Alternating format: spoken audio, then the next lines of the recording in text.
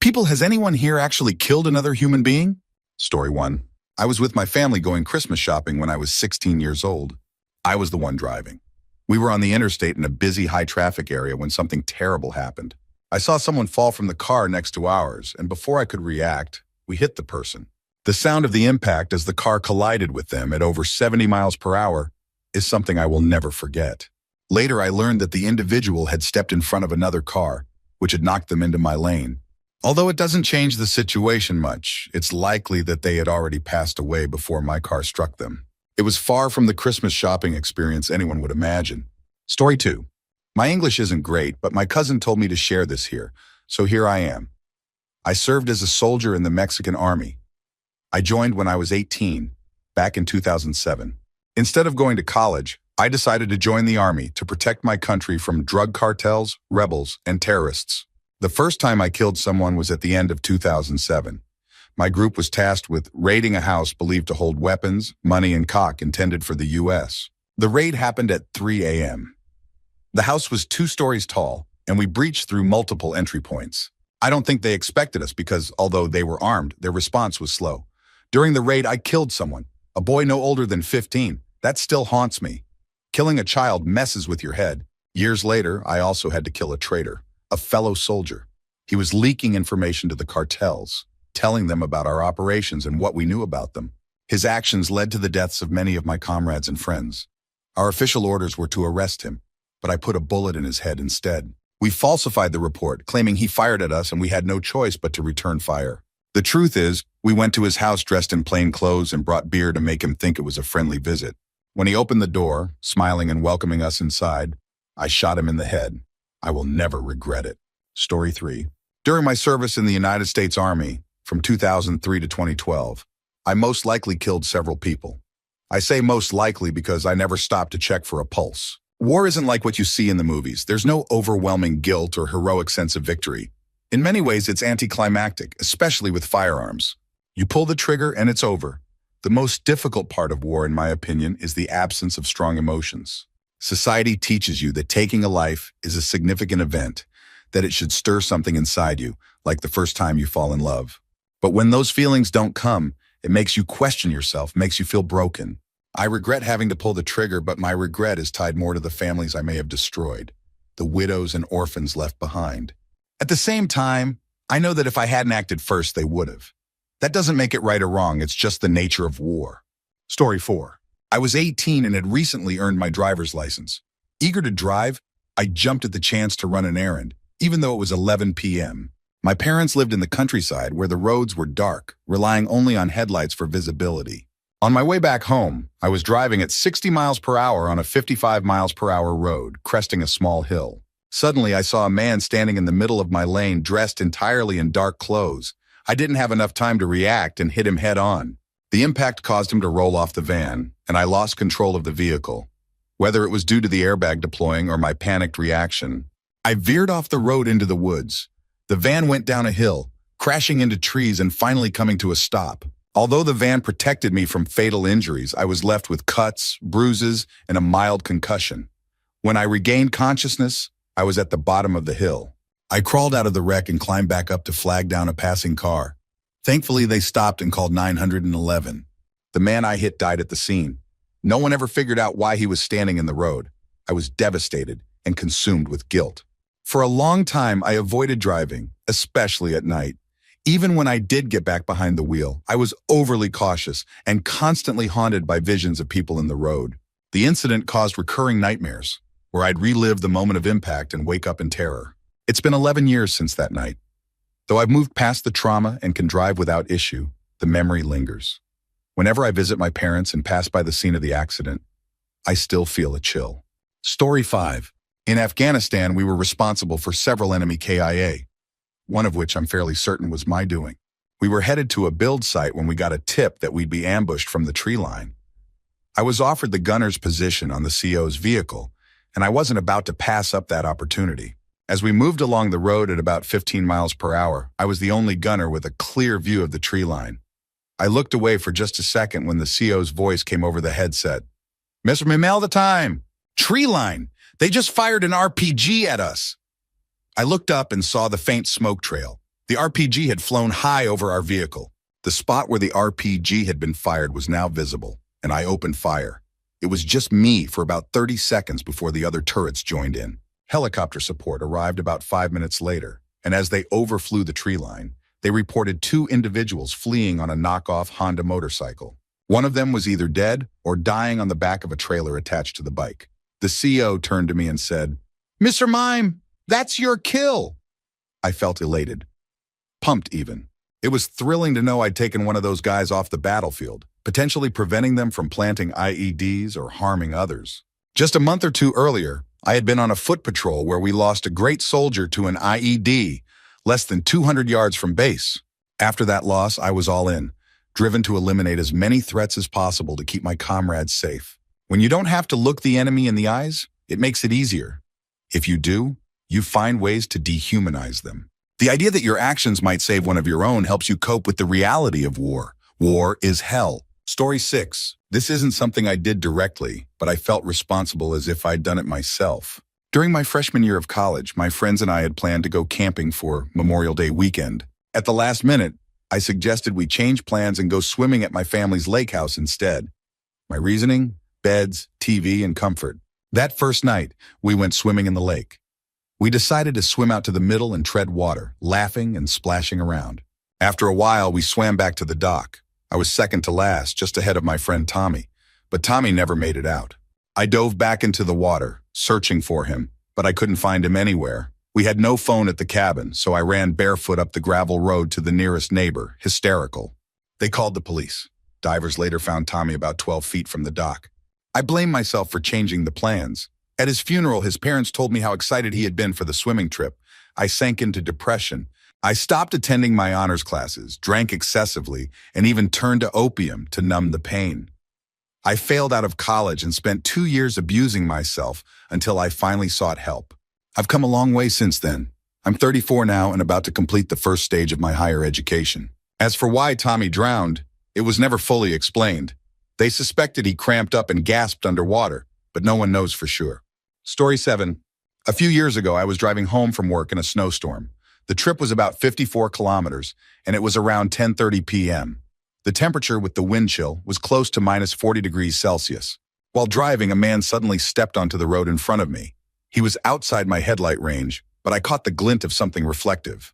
Years of driving that road taught me to react quickly to small signs, as deer or other animals often reflected light. I managed to skid to a stop, only lightly bumping him. He got into my car reeking of alcohol. Through his slurred speech, he told me he needed to get to Lloydminster, a city about an hour away. I told him I wasn't driving to the city, but would drop him off at the Bar Motel in the small town of Chauvin, which was closer. Along the way, he mentioned he needed to see his daughter and couldn't wait. I didn't ask questions. He was drunk, freezing, and desperate, so I just focused on getting him somewhere safe. I dropped him at the bar and drove home. A few days later, I learned he had gone back out into the storm shortly after I left and froze to death on the roadside.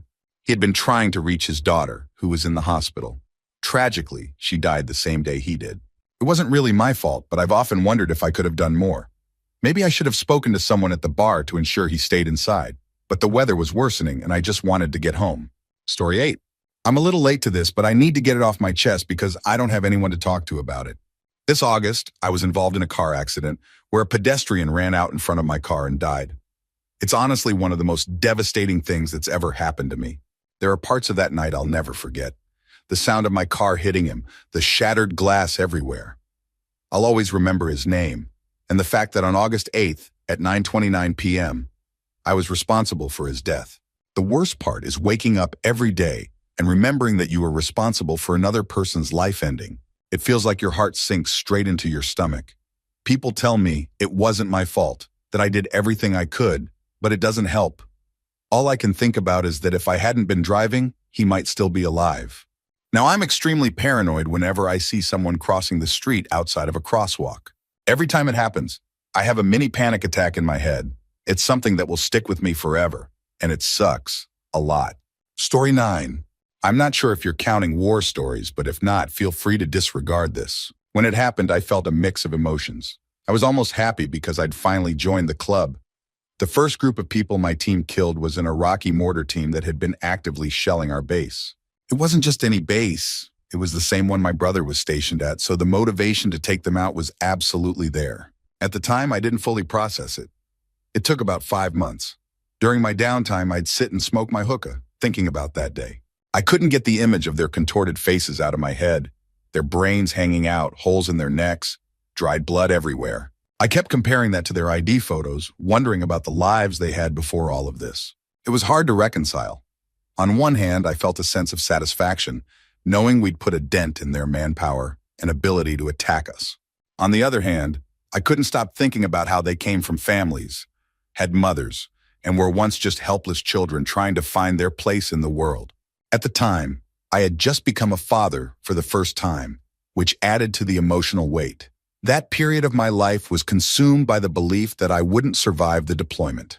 I spent every moment of downtime contemplating death, what it would feel like to no longer exist, to lose all awareness of myself, and just be gone. The hardest part wasn't the act itself. It was the thought that I had erased someone from existence. Story 10. This will probably get buried, but I need to get it off my chest. I work as a paramedic, and earlier this year, my partner and I responded to a call for a woman experiencing chest pains. When we arrived, we were joking around as usual. It's how we stay calm and focused. The firemen were already on scene, and we met the patient, a very nice lady who I'll call Sharon, not her real name. Sharon described her chest pain as a burning sensation just below her sternum. She mentioned a history of a heart attack over a decade ago and a stent placement, but insisted this pain didn't feel the same. She didn't take daily medications beyond vitamins, and while she had used a nitro pill for the pain, it was over a year expired and hadn't helped. I thought it might be something minor like acid reflux or GERD since the pain started while she was eating. As we worked, her little dog kept coming up to us, licking and barking. We made small talk, staying calm as my partner set up the cardiac monitor. Initially, her heart rhythm looked fine, normal sinus rate between 70 and 75 BPM. But then we ran a 12 lead, which provides a more detailed view of the heart. My partner paused, blinked, and handed me the results. What I saw was a major heart attack, a blockage in the lower right side of her heart, actively happening. I transmitted the 12 lead to the ER and consulted with a doctor about treatment. Aspirin, nitro, large IVs, and rapid transport were the plan. But when my partner took her blood pressure, it was dangerously low, 74/30 seconds, making nitro too risky. We laid her down, started fluids, and prepared to transport her. Within 15 minutes of arriving on scene, we were en route to the hospital. I rechecked her BP. It had improved to 130/80ths, so I gave her one spray of nitro under her tongue. Seconds later, Sharon seized. Her heart rate dropped to 20 BPM. She stopped breathing, and I couldn't find a pulse. My partner stopped the ambulance and flagged down the firemen. One of them assisted with ventilation while I placed defib patches on her chest. She briefly regained consciousness, squeezing my hand, but her condition remained critical. By the time we reached the hospital, Sharon was unresponsive. The ER team worked on her, but she went into cardiac arrest. Her family arrived and decided to cease resuscitation efforts. Later, a cardiologist reviewed my 12 leads and explained that the nitro had caused the clot to shift, stunning her heart and leading to cardiac failure. He assured me there was nothing I could have done differently, that even at the hospital, they would have followed the same protocol. Still, I carry the memory of Sharon. Her ghost isn't angry. She knows I did my best, but she's there, a reminder of how unpredictable and fragile life is. When my shift ended, I broke down. I spent 2 days off in bed, feeling useless and lost in dark thoughts, but eventually, I went back to work. Each day, it got a little easier. Now, Sharon is less a source of guilt and more a lesson, a reminder to stay cautious, humble, and to live fully, because sometimes, despite our best efforts, things are beyond our control. Story 11.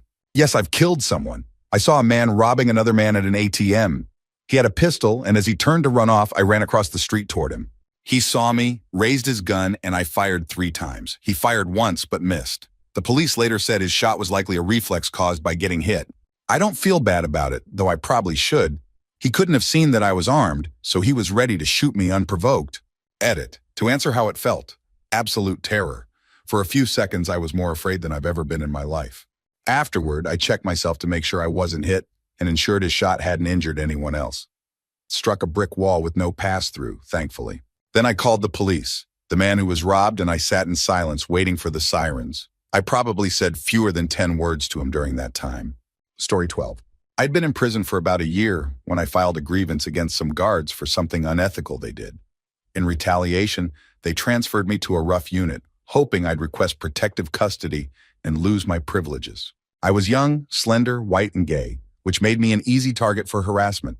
Most people in the prison didn't care about me being gay, but one big, nasty white guy named George wouldn't leave me alone. He'd been catcalling me even before I was transferred to his unit. Once I moved, he started yelling insults at me daily, especially as we returned from meals. One day I had enough and yelled back, "Shut up, George, you're nothing but a punk B asterisk asterisk asterisk asterisk anyway." His friends all reacted like high school kids, egging him on. That night, George came to my cell. He knocked on the door and said he had no choice but to fight me after what I said. I was terrified, but there was no way out. George was huge, though old and out of shape. I tried to dodge him, running around the tier in front of my cell to tire him out, but he caught me, dragged me into the cell, and threw me onto the floor. He got on top of me, punching my face with one hand and choking me with the other. The punches didn't hurt as much as the choking. I couldn't breathe. Somehow, I managed to buck him off, slamming his head into the metal bunk. I squirmed out from under him and ran out of the cell. When I looked back, George was lying on the floor, staring blankly at the wall. At first, I thought I'd knocked him out, but then he started having a seizure. He flopped violently, frothing at the mouth. People gathered around, but no one knew what to do. I ran for help, calling for emergency medical assistance. The guards and nurses arrived and took him away on a stretcher. An ambulance came, sirens blazing on the way in, but silent on the way out. It was obvious what had happened. George's knuckles were red and swollen, and I had a fat lip and a black eye. They put me in solitary confinement for a month, but after an investigation, I was found not guilty. The state didn't press charges or even question me. George died. Prison didn't get easier after that.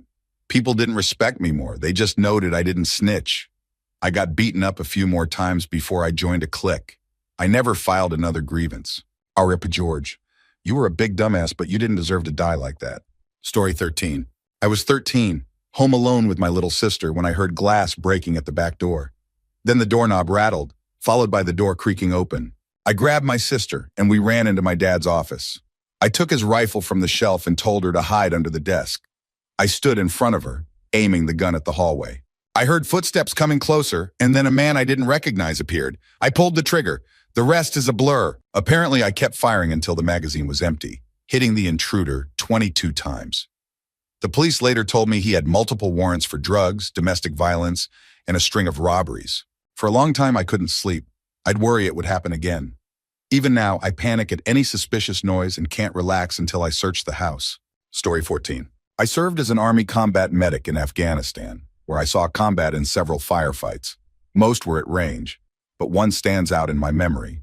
A local man tipped us off about his neighbor, who along with his 2 sons was storing a weapon cache under his house for fighters crossing over from Pakistan. One evening, we went to arrest him and secure the weapons. While our translator and platoon leader confronted the man, we searched the house. My team leader spotted a small door that looked like a basement or storage area. As we moved toward it, the man started yelling and struggling, causing the translator to tackle him. Suddenly, one of his sons burst out of the door, weapon in hand. I was the first to react.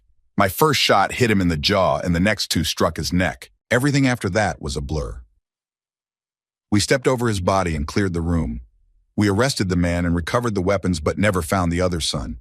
He was either hiding in Pakistan or continuing the fight elsewhere.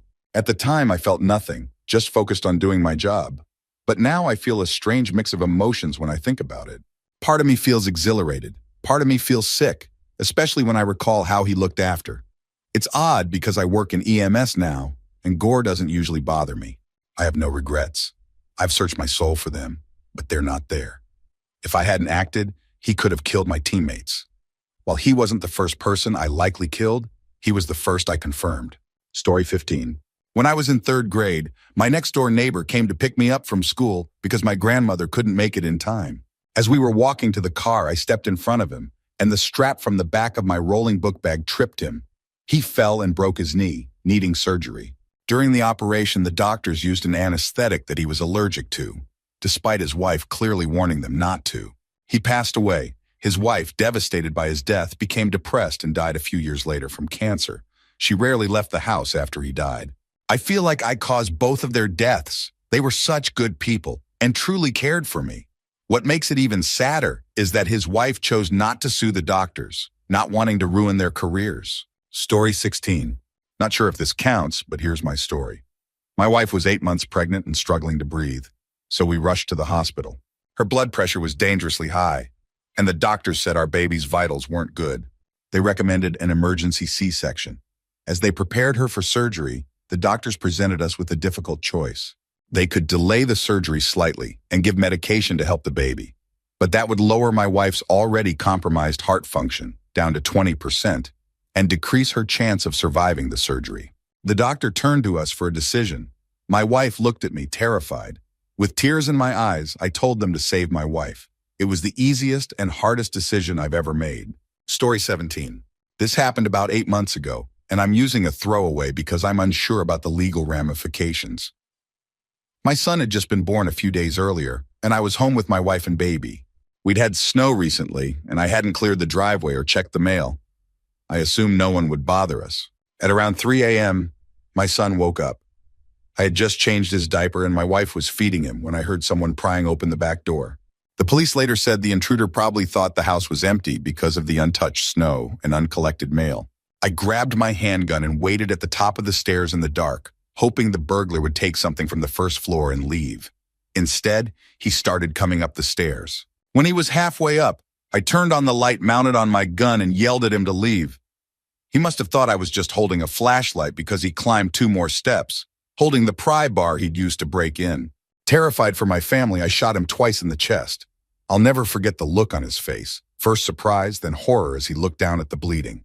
He froze after the first shot, but after the second, the blood became visible. It all happened in a second, but it felt like forever. He tried to run, but collapsed a few steps later, likely going into shock. He begged for help, pleading for me not to kill him. I sat at the top of the stairs, shaking, gun still aimed, and watched as he bled out. It felt like hours, but my wife says the police arrived within 10 minutes. The police told me I did the right thing. The intruder had been linked to several burglaries in the area. I grew up hunting and target shooting, but never imagined I'd use a gun on a person. I don't feel guilty. Every time I think about that night, my mind immediately shifts to relief that my family wasn't hurt. Now, every little noise at night has both me and my wife on edge. I've installed an alarm system and gotten a dog, but I still have trouble sleeping. Story 18. My partner of several years was diagnosed with terminal cancer and given only a few months to live. It was devastating for both of us. At one point, he lost over 80 pounds in just 7 weeks. For a short time, he stabilized and could take care of himself, with friends and I stopping by regularly to bring him food and medicine. But then things worsened. Dementia set in, his ability to eat diminished, and his pain became unbearable. The dilaudid drip he was on could no longer be increased without becoming toxic. One evening, with a rare clarity in his eyes, he asked me, "Will you help me end this?" This wasn't the first time he had mentioned it, but I had always brushed it off. That night, I couldn't. I went to his medicine cabinet, combined his anxiety pills and sleep aids into a single bottle, more than 50 pills, and placed it on his nightstand. "Are you sure you want to do this?" I asked. "Yes," he said confidently. He swallowed the pills with water and began drifting into unconsciousness. Our last conversation was brief. "How are you feeling?" I asked. "I feel dizzy and light, but it's kind of nice," he replied before his eyes began to close. "Goodbye, I love you," he mouthed. "I love you too," but no sound came out. We thought he would peacefully drift off and pass away. But instead, he fell into a coma that lasted 2.5 days. On the third day at 5 p.m., I was holding his hands when his yellowed eyes opened briefly. He looked at me, and then he took his final breath. I've never been the same since. Story 19. I haven't killed anyone, but my grandfather did. He's a retired police officer, and I don't know much about the circumstances or who he killed. I only found out during a drive back to my dad's house one summer. We had spent the day fishing, bowling, and eating at a diner. Just a perfect day. As I drove, we were chatting about my future and his past. Then he went silent, staring out the window. Finally, he turned to me and said, "Not __normal, I think you're old enough to know. When I was in the police force, I did some things that haunt me today. I've taken 3 lives." I could see his eyes swelling with tears. This tough, no-nonsense man was about to cry. I put a hand on his shoulder and said, "Grandpa, I don't know how you feel, but I do know talking about it must be hard. Just remember, if you hadn't done those things, you wouldn't be here with me today. I don't see you as evil. I see you as my grandpa, the one who took me fishing, bowling, and out to eat. You did what you had to do, and I'm glad you did. Today was the best day ever. It really was the best day ever." That moment brought us closer, and I can't wait to visit him again. Story 20. This will probably get buried, but I need to get this off my chest. In Afghanistan, I shot 11 insurgents in a tree line. At the time, I didn't know how many were there or if I even hit anyone. Later, we found 11 bodies. At first, I felt nothing. I told myself it was my job, it was them or me, and they were the same people who had killed my friends. But as time passed, it started to haunt me. I began seeing them not as insurgents or terrorists, but as sons, brothers, fathers, people, just like me. They had dreams, families, and reasons for fighting. I started questioning everything. Growing up, I believed the war was about protecting our way of life. But what if those men were just defending their land, the same way I would if the U.S. were occupied? That realization crushed me. Thankfully, I had friends I could confide in, like my buddy Jack, who was dealing with similar feelings. I had to keep these thoughts secret, though, because in that environment, killing the bad guys was celebrated. Some of my peers practically worshiped me for what I had done. I can't undo what happened, but it changed me. Life is short and violent, and I don't take it for granted anymore. I've learned to love life and appreciate the small moments. My girlfriend thinks I'm weird for stopping to stare at the mountains or sky, but I don't expect her to understand. I avoid conflict now and try to help others whenever I can. It doesn't make up for what I've done, but it helps me sleep a little better at night. Story 21. This is a throwaway account, and I'll never reopen it. I don't plan to look back at this thread either. I just needed an outlet to tell someone what happened to me. When I was 18, I went on a hitchhiking and freight train riding adventure to escape my abusive father and lack of direction. During that time, I befriended 3 hero junkies who I naively thought were the coolest people I'd ever met. That was a mistake. Eventually, they decided it would be fun to tie me up in the back of their van and torture me in the Arizona desert. For a month, they burned me with cigarettes, cut me with knives, spit on me, raped me, beat me, and kept me awake. It was hell. One day, I found a piece of broken glass in the small cargo area of the van. I managed to cut myself free. At that moment, only one of them was at the camp, nodding off from his high. I assumed the other 2 had gone into town for more drugs or to panhandle. I grabbed a rock, snuck up behind him, and hit him on the head. It didn't kill him, and I panicked. Something inside me snapped, an emotion I can't describe. I pinned him down, broke several of his fingers, and when he moved his hands away from his face, I wrapped my hands around his throat and squeezed with all my strength. His neck crunched, his yellow eyes turned red, and his tongue stuck out. I choked him long after he was dead. Then I picked up the rock and smashed his head until it was unrecognizable, screaming and crying in the firelight. I tried to start the van but couldn't find the key. I ran into the desert but quickly realized I was lost. Eventually, I turned back and found the campsite by the glow of the fire. I dragged his body into the darkness and covered it with dirt and sand, hoping to hide it. I waited for the others. One returned and I attacked him with a tire iron I found in the van. I hit him in the face and kept swinging as he rolled around on the ground. When he stopped struggling, I grabbed a knife from the van's glove box, held his greasy hair, and stabbed both sides of his throat. The blood and sounds were unlike anything I'd ever seen or heard. Afterward, I vomited and cried in the dirt. Survival instincts took over. I searched his pockets and found the van key. I started the van, drove out of the desert, and left it on the side of the road. I cleaned myself with water from a jug, changed into clean clothes from the van, and walked about 15 miles before a kind old man picked me up. He gave me a ride to the next town where I called my sister-in-law, who bought me a bus ticket home. I never went to the police or told a therapist. My girlfriend knows only a small piece of what happened, that something bad happened to me 10 years ago. I've built a good life since then. I have a great job, a wonderful partner, and a beautiful home. But this memory rots inside me every day. A day in my mind would destroy anyone. Story 22. When I was in high school, 2 drunk men showed up at my house looking for my dad. They believed he'd slept with one of their wives while he was in jail. In reality, my dad had sold her a car and left his business card in it. When I answered the door, they barged in and woke up my parents. My dad distracted them while I grabbed one of the men and got him into a chokehold. Fueled by adrenaline, I didn't let go, even after he went limp. Eventually, it hit me. He hadn't taken a breath in a long time. I thought I'd killed him. The realization was overwhelming. Everything felt terrifying and hyper-real, unlike anything I'd experienced before. I freaked out, but then I had to help my dad deal with the second man. To my immense relief, the first man eventually regained consciousness. He stumbled outside, called for his friend, and they both fled. My mom had called the cops during the chaos and gave them the men's license plate number. They were caught and even hospitalized. The experience was deeply unsettling, But seeing the man alive afterward was the biggest relief of my life. Story 23? I need to get this off my chest as I'm still recovering from PTSD. Here's my story from Afghanistan. One day during a convoy patrol, a vehicle approached us at high speed. Our protocol was to flash lights to signal the vehicle to stop, as there was always the risk of explosives on board. Despite repeated flashing, the vehicle didn't slow down. It sped up. I took the .50 caliber machine gun and aimed at the rear of the vehicle, trying to disable it by hitting the tires. When I fired, the bullet entered the back seat of the car. What I didn't know at the time was that a little girl was sitting there. The round went through her, tearing her apart. 4 years later, I still can't sleep through the night. The guilt is overwhelming, though this wasn't my first kill. 2 weeks prior, we were on another convoy when we took fire from 2 men in the bushes. After returning fire, the shooting stopped. Then I saw a man come around the bushes holding a weapon. I fired and killed him. When the dust settled, 3 men were dead. At the time, my adrenaline was pumping and I was smiling. I remember saying, F*** that H***, i.e., with zero respect. I was so pumped I couldn't sleep that night. But 3 days later, as I called my mom, the guilt hit me like a brick wall. Knowing I had taken someone from their family, even if he was an enemy, was unbearable. To make things worse, I was discharged shortly after returning stateside due to a pre-existing heart murmur. I turned to drugs to numb the pain and spiraled out of control for 6 months.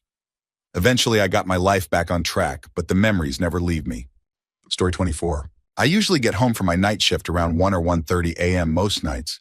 My mother is asleep, but this time the living room lights were on, and I saw 2 large shadows moving around inside the house. Alarmed, I unclipped my 9mm handgun and peeked through a window. Inside, 2 men in their 40s were rummaging through drawers. One of them had a handgun. My first instinct was to call the police and wait outside to monitor them. But then I saw my mother huddled on the couch with my 12-year-old niece, who must have been spending the night. Waiting wasn't an option. I couldn't risk what might happen before the police arrived. I managed to signal my mother to cover my niece's eyes and ears. I waited until the men were on the far side of the room. Then I turned the doorknob, burst into the house, and aimed my weapon at the man holding the gun. In a commanding voice, I told him to drop it. Time seemed to slow down. I saw his arms start to raise, and I fired 3 rounds into his chest. The second man reached behind his back, and I had no choice but to put 4 rounds into him. I don't know if what I did was right, and I don't know if I'll ever sleep the same way again. But I do know I did what had to be done, and I don't regret saving my family. Story 25.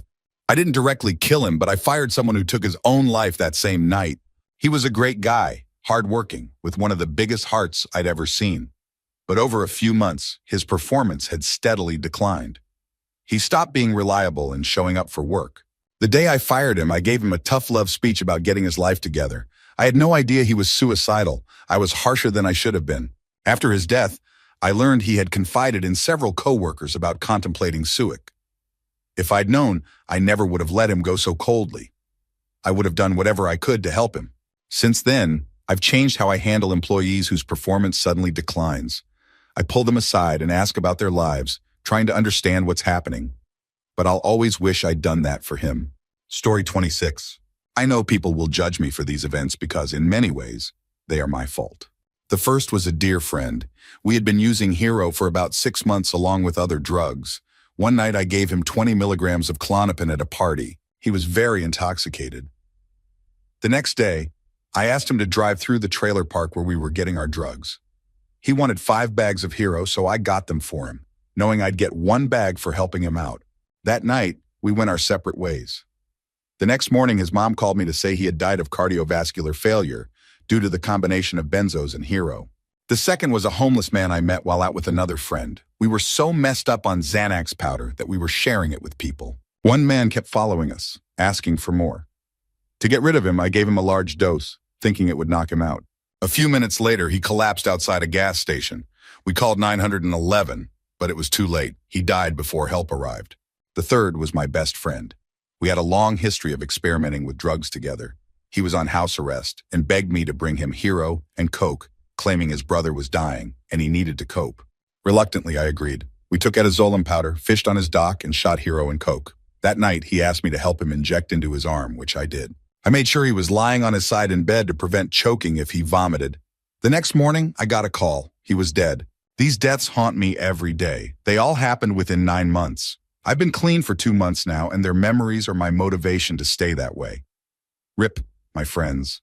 Story 27. I may have killed someone once.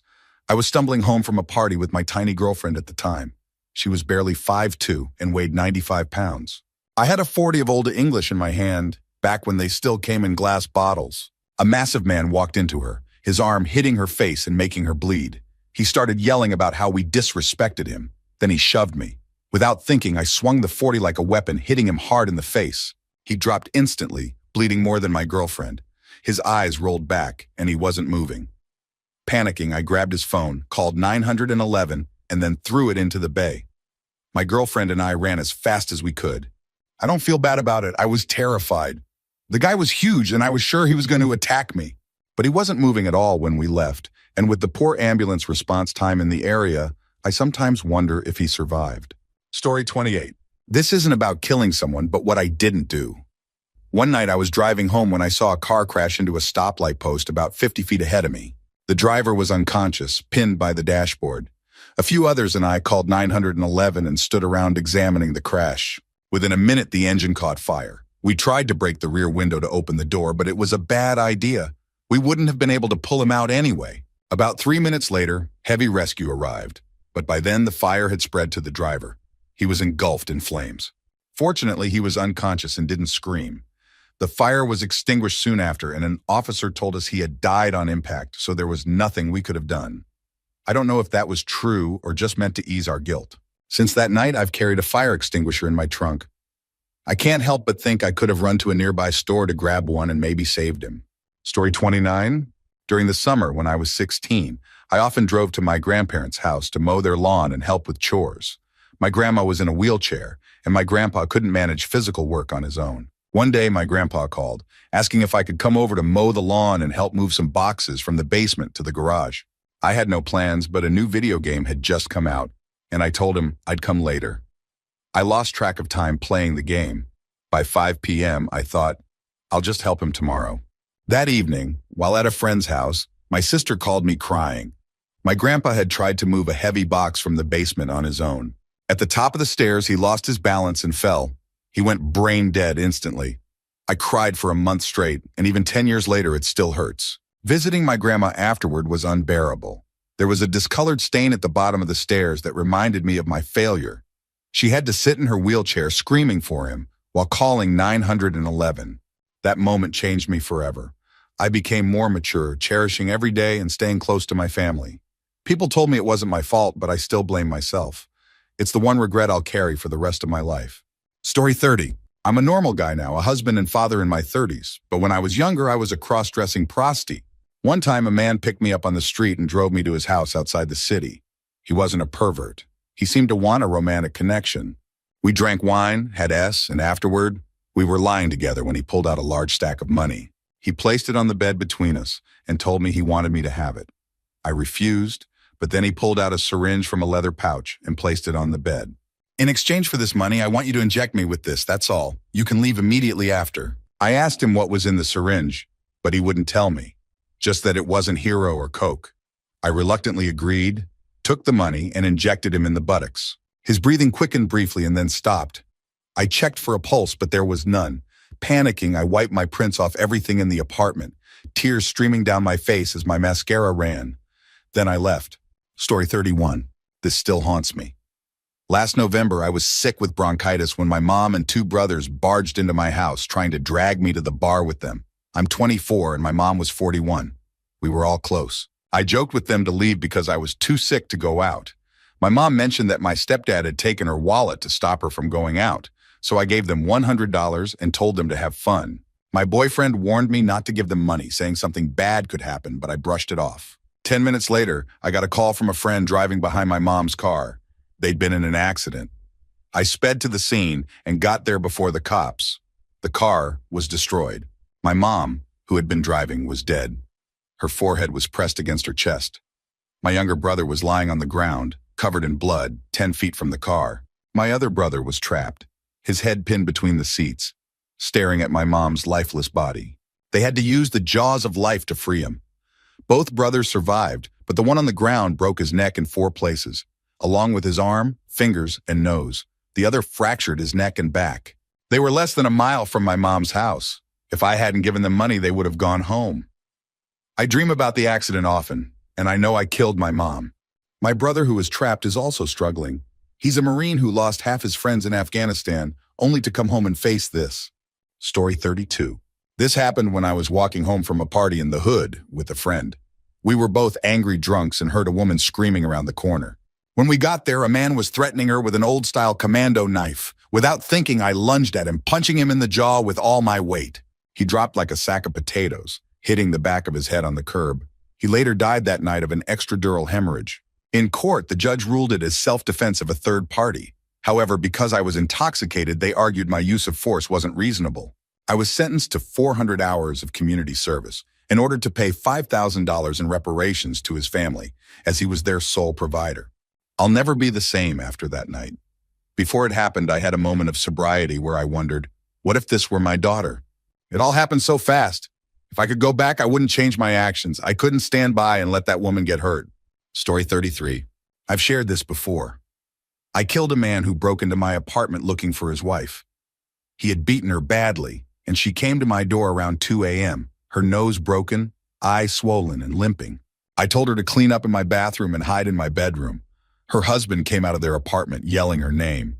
He saw her blood trail leading to my door and started banging on it. I warned him 3 times to stop or I'd kill him. He kicked the lock, and the door swung open. I swung a baseball bat down onto his head, and he fell to the ground, stunned. I noticed a handgun tucked into his shirt, grabbed it, and threw it into my apartment. I warned him again, but he got up and came at me. I hit him in the stomach with the bat, then swung it at his head again, caving in his skull. Blood spattered everywhere. I knew he was dead. The neighbors had called the police, and they arrived just as he hit the ground.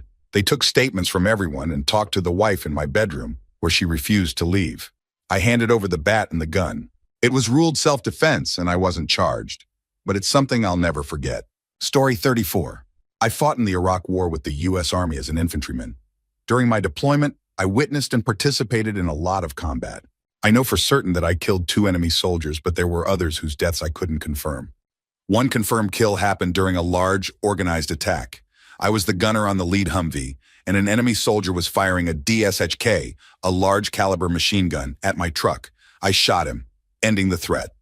The second occurred after breaking up another attack. We were patrolling and came across 2 men walking near a generator shed outside a house. I saw an AK-47 inside the shed and stopped the vehicle. At point-blank range, I aimed my .50 cal at them and ordered them to stop. Both raised their hands saying, yes, yes, but one man started moving toward the gun. I warned him repeatedly, even yelling, if you keep moving, I will have asterisk and kill you asterisk asterisk. He nodded, said yes, yes, and continued. I shot him and he died. In both situations, I felt nothing at the time, just reacted to the situation.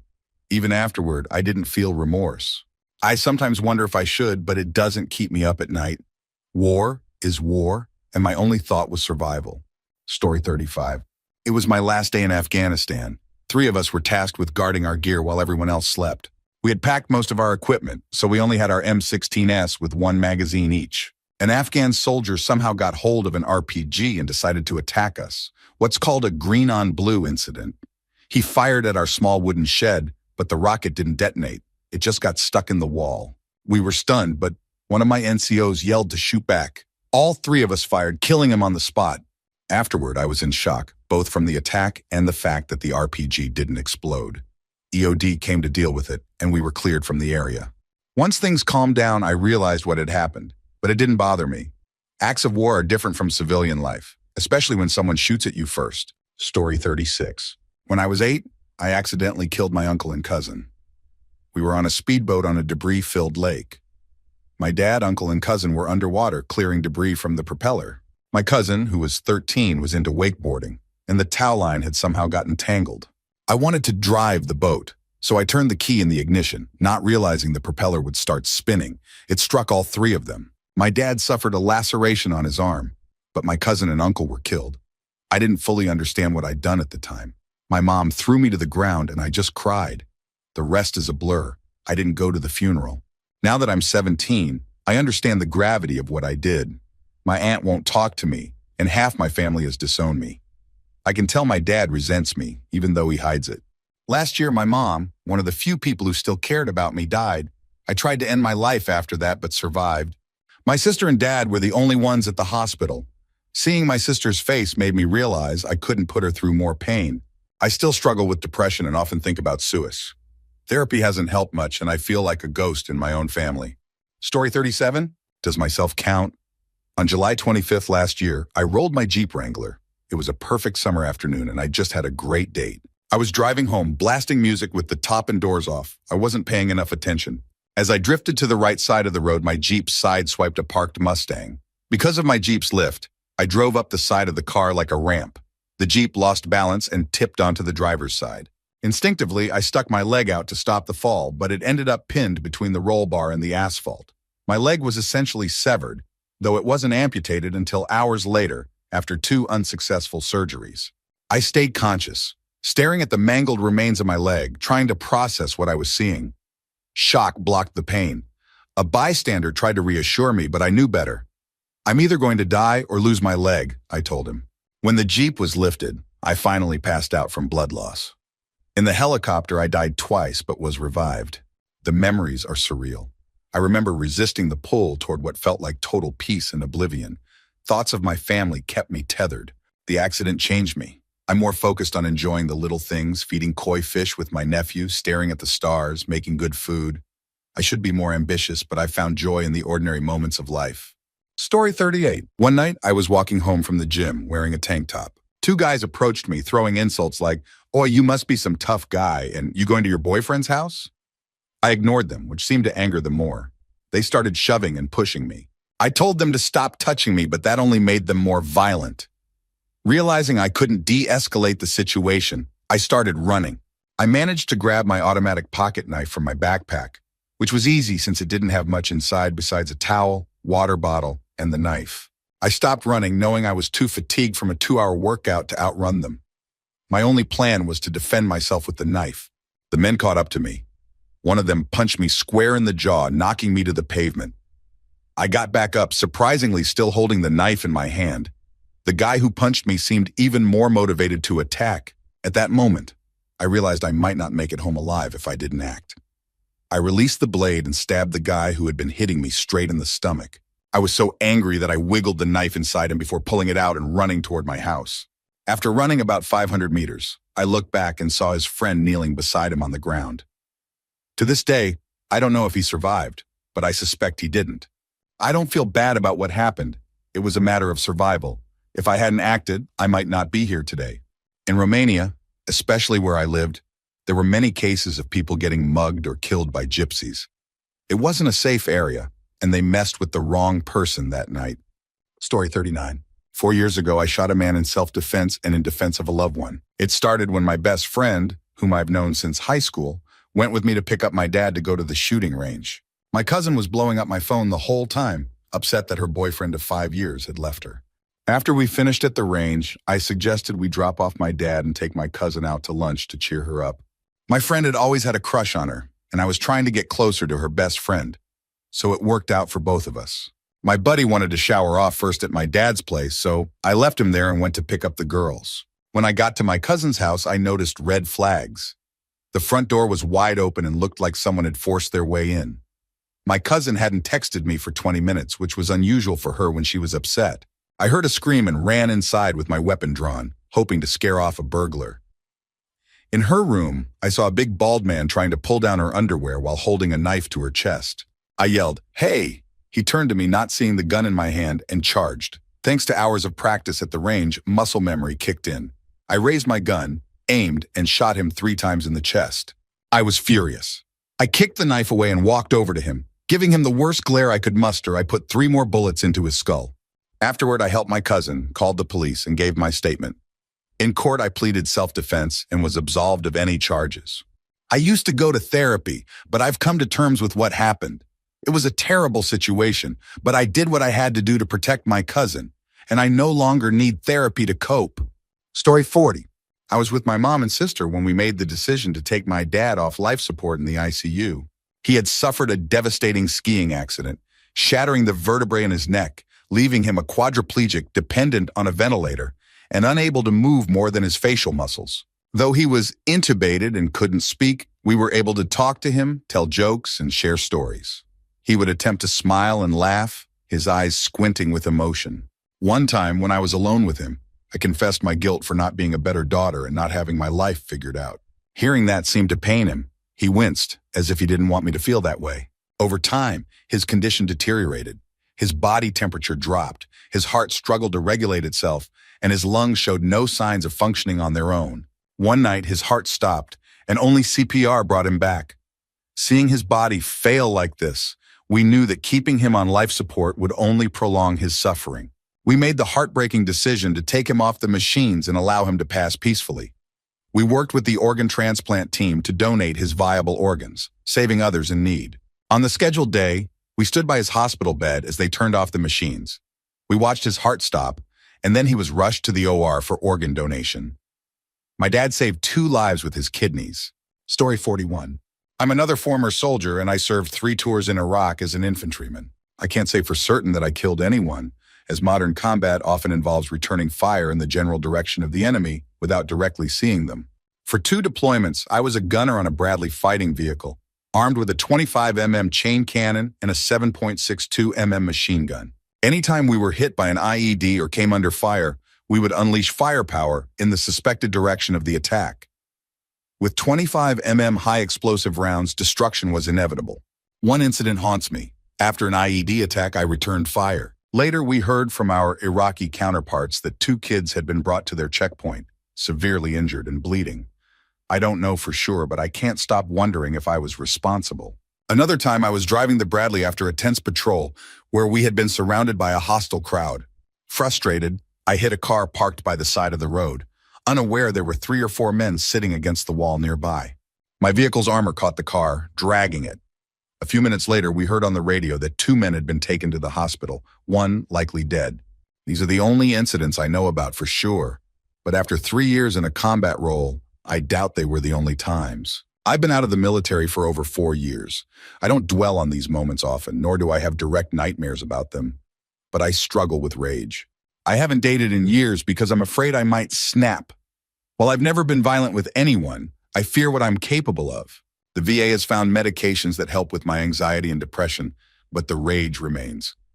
I've started PTSD group therapy, and I hope it helps. My issues seem less about the killing itself, and more about the constant stress, vigilance, and frustration of daily life in a war zone. Story 42.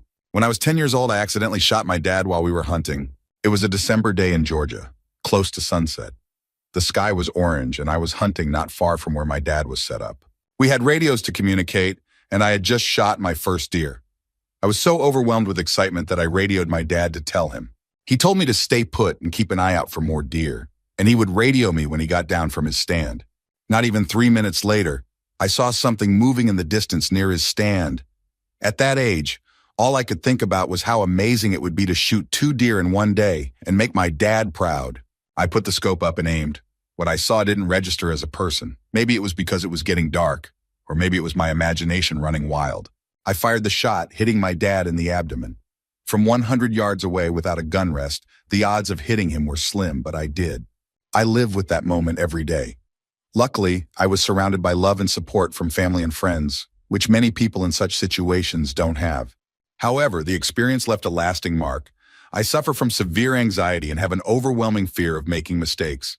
I'm also a perfectionist, likely because of what happened. Story 43. When I was 19, I accidentally hit and killed a woman with my car. It was a cold and rainy February night, and I was driving to work on the graveyard shift. As I rounded a bend in the road, visibility was poor due to the weather. That's when I saw her, a woman standing in the middle of my lane, wearing only panties and a pajama top, with her back to me. There was no time to stop. Swerving left wasn't an option because of oncoming traffic, and to the right, there were 2 cars parked on the shoulder. I laid on the horn and tried to move over as far as I could, but it wasn't enough. The horn didn't make her flinch. I'll never forget the sound or the feeling as my car hit her. She struck the passenger side of the hood and went up and over the car. I pulled over immediately, got out, and walked toward her. My mind kept repeating, "Oh my God, that was a person." When I saw her lying there, I knew she was gone. I flagged down an approaching car, which happened to be a sheriff. I sat on the bumper of my car, in shock. The officers told me they knew of this woman. She had tried to commit suicide before, and they had previously tried to have her committed to an institution. While the police were talking, a massive man approached me, about 6'2" and 400 pounds. He turned out to be the woman's boyfriend. He asked, "Were you speeding?" I said, "No, sir." Then he asked, "Were you drinking?" I said, "No, sir. I was on my way to work." His response shocked me. "Then don't worry about it. I was going to leave her anyway." I was disgusted. I wanted to lash out at him, but chose to walk away and return to the officers instead. The police and even the local newspapers were understanding, and no one accused me of wrongdoing. I later met her brother at my workplace. He was bipolar and sometimes understanding, but other times he told me he dreamed of killing me. I reported him to the sheriff, who intervened, and I never saw him again. I got rid of the car afterward. It wasn't worth keeping anyway. It took me a while to get over the event, but I came to this realization. She was there to commit suicide, and someone would have eventually hit her. I'm glad it was me and not someone who might not have been able to move on. I'll never forget it, but I've forgiven myself and found peace. Story 44. I fought in Fallujah in April 2004. Combat in that urban environment was chaotic. You rarely saw the insurgents clearly as they fired from windows, doorways, and alleyways. One day, my team and I were positioned on the second floor of a building, looking down the road. Two men with AK-47s jogged up the road toward us, unaware of our position. They seemed to be heading toward a firefight farther down the street. When they were almost directly beneath us, I told two of my guys to take the man on the left, while I and another soldier took the one on the right. We opened fire. My target wouldn't go down, despite clouds of pink mist spraying from his back. I emptied half a magazine into him before he stumbled across the road and collapsed against a brick wall. Even then, he didn't fall. He clung to the wall, so one of my guys fired a grenade launcher at him. That finally dropped him, but it also blew his arm off. Later that night, I heard wild dogs fighting. When I looked out, I saw them tearing apart the man's severed arm. That image has stayed with me ever since. In the heat of battle, killing felt like a video game. Targets popping up and dropping down. But that day shifted my perspective. It became more vivid, more real, and it's something I'll never forget. Story 45. I served as a Marine Corps infantryman in Afghanistan and killed two people directly. There may have been more indirectly, through mortar strikes I called in. The first happened on post. There was a small clump of trees near our base that insurgents could use to approach unnoticed. One night, two men started shooting at an aircraft on our FOB. I shot one and the other Marine with me shot the other. The second happened during a patrol. We were visiting Afghan National Police posts with MPs and a PSYOPs team. While taking a break, we came under fire from a shack in a nearby graveyard. I was on the roof with a squad leader, another Marine, and a communications officer who didn't belong on that patrol. Because of the building's structure, the rest of the team couldn't get to us without exposing themselves. I managed to shoot one of the insurgents in the shack while the others escaped. I don't feel anything about these events. No pride, no guilt, just nothing. The memories that haunt me are from seeing my comrades get blown up by IEDs. When I returned, I had strange, disturbing dreams, not flashbacks, but weird scenarios where I'd act violently, like killing a police officer during a traffic stop. I'd wake up shaken, but those dreams are mostly gone now. One thing that bothers me is when people ask, "Have you ever killed anyone?" It's hard to answer in a way that satisfies them or myself. Sometimes I just say yes, with a tone that suggests they shouldn't ask more.